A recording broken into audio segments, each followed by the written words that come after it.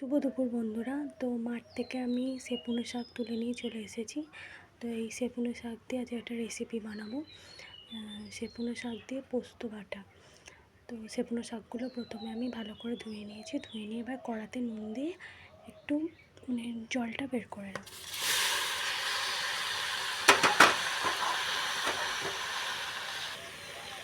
তো এগুলো ভীষণই নরম শাক, মানে একটুখানি নুন দিয়ে 2 মিনিট মতো নাড়লেই এরকম জল বেরিয়ে যায়।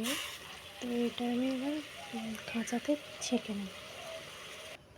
শাকটা তুলে নিয়ে কড়াতে তেল দিয়ে দিয়েছি। তেল দিয়ে এতে আমি এবার কালো জিরে আর শুকনো লঙ্কা ফোড়ন দিয়ে পেঁয়াজ কুচিগুলো দিয়ে দেবো।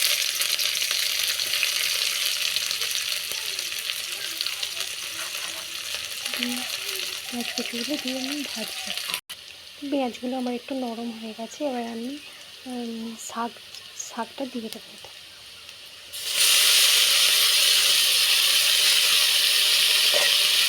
দিয়ে একটু ভালো করে নেড়ে ভাজা মতো করবো।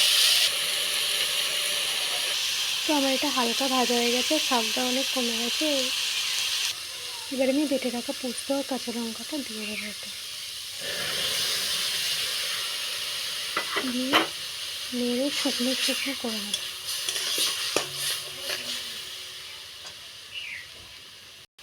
তো এটাকে আমি এরকম শুকনো করে ভেজে নিয়েছি, মানে শুকনো করে ভেজে নেব। ভেজে নিলে আমার রেডি।